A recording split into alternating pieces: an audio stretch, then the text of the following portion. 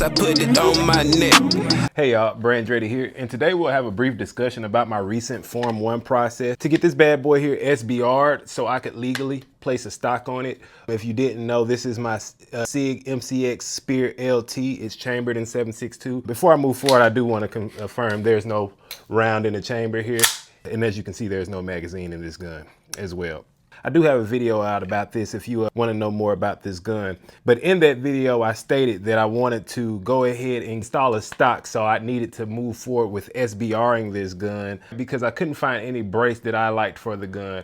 The Maximum Defense brace was really good, but there were some compatibility issues with being able to adjust it. And as I highlighted in the video, the SIG brace that they sell you on their website, this brace sucks. So I moved forward with putting the stock on here. This stock came from SIG as well, but I can see it's created by Magpool.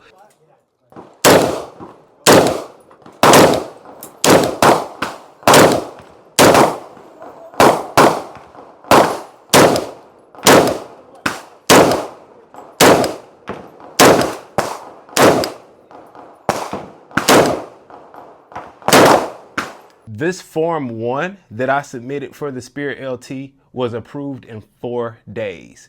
I submitted my application Monday and I was approved Thursday morning. So it was a very swift process. And this video is gonna highlight some of those steps that I took to get that Form 1 approved so swiftly. And hopefully if you're interested in completing your Form 1 application, this helps you out along the way. I'm sure they still have my paperwork on file for the ATF, so that probably made it a little swifter. I've purchased 4 NFA items in my gun ownership journey, and I'm sure I'll purchase more.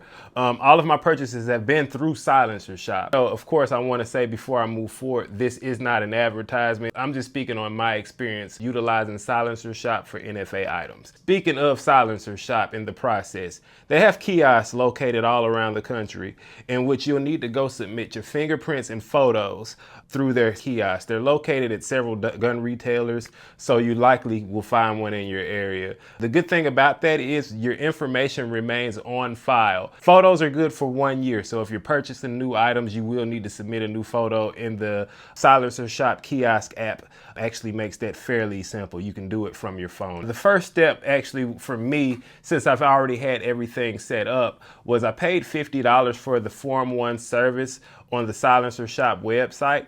Shortly after, I received an email from Silencer Shop informing me of the next step, and along with that information was the link that led me directly to the next steps. The next step would be submitting your firearm information.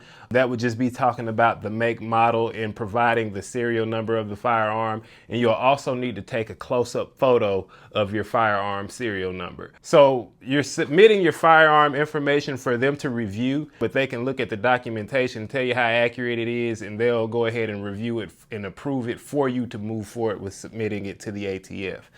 Once they review it, you'll receive a response email requesting that you move forward with certification. So you'll certify the information that you submitted, and then you'll move forward to the next step. They reviewed my document and requested certification within 1 day. I clicked the link in the email to move forward with certification, and it brought me to a page that had a red Certify Now box. I clicked the Certify Now box, and from that point, it redirected me to the ATF's website to fill out my Form 1 and my 4473 documentation. Here you will need to log in with your ATF username and password. If you don't have that already set up through the ATF's website, I recommend doing that prior to beginning this process.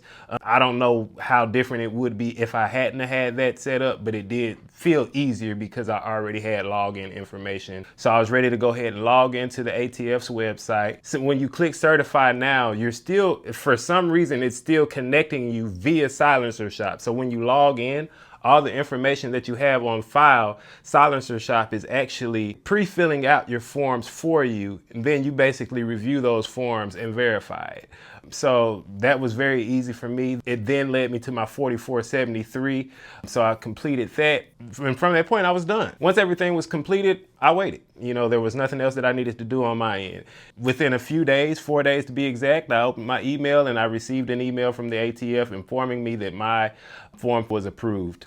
I instantly ordered my stock online because I was ready to put this on here. I was very anxious once that Form 1 was approved. Then I've also began the process of getting my can. So I ordered it from Silencer Shop. I've been waiting on a See It can, and I finally found one on Silencer Shop. So I ordered it as soon as possible. And, you know, I'm waiting for that to arrive at my gun store. And from that point, I'll go ahead and move forward with my Form 4 there. So I'll let y'all know how long that takes. You'll definitely see more from this gun in future videos. But yeah, so you'll receive an email from the ATF once your Form 1 is approved.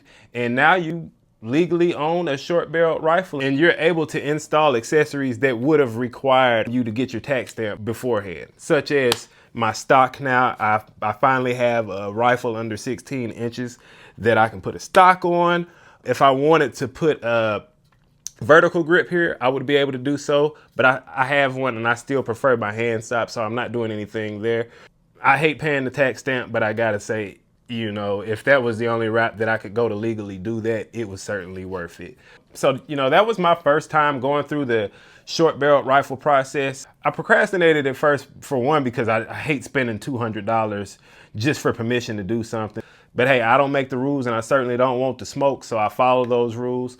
But also, you know, I thought it would be a long process. I thought it would take forever to get it approved, and I thought the process would be kind of annoying and tedious, but it was a fairly easy process, especially since I had information on file with both Silencer Shop and the ATF. If you're considering a short barreled rifle in your near future, I hope this video was helpful and will help you through that process.